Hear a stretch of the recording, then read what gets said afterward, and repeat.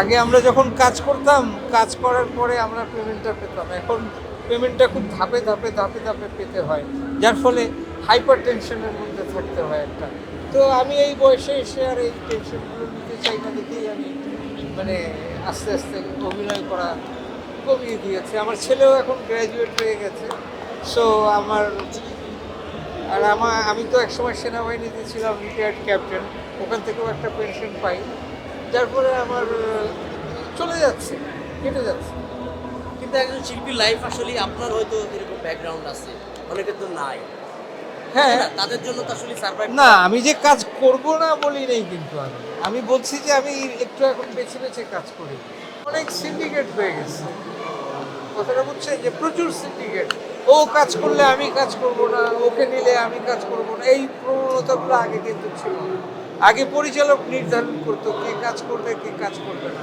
এখন পরিচালকরা শিল্পীদের দ্বারা মানে নির্দেশিত হয় যে একে নিলে আমি কাজ করব, একে নিলে আমি কাজ করব না।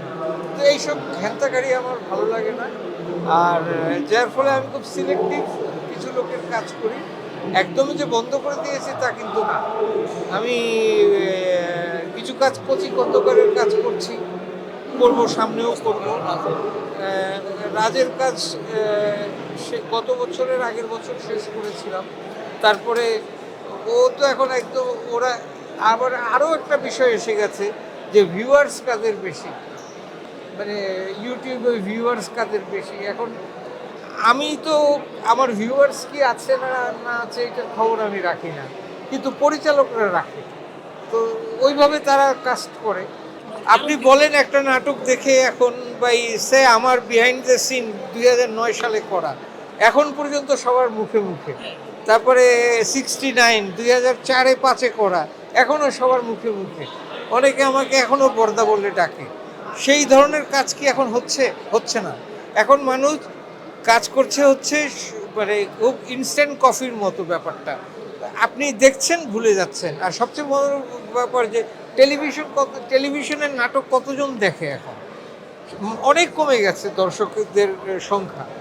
আমি শুধু এটুকুই বলবো যে আসলে যেমন আমি কিছুদিন আগে একটা ওটিটির কাজ করেছি, হইচইয়ের সাবরিনা। ওখানে কিন্তু মানুষ আমাকে মনে রেখেছে, ঠিক আছে। এবং এখনও কিন্তু সবাই আশফাককে জিজ্ঞেস করে, আশফাক নিপুণকে, যে আপনি সাবরিনা 2 কবে বানাবেন। ওখানে রুনা খান আমার বিপরীতে ছিলেন।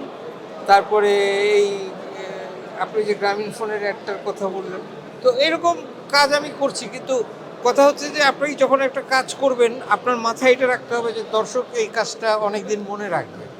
এখন সবাই এখন আসলে লাভের পিছনে হ্যাঁ, মানে বাণিজ্যের পিছনে ঘুরছে। কতটা এটা মানুষ মনে রাখবে এটার ব্যাপারে খুব একটা বদার সবাই না।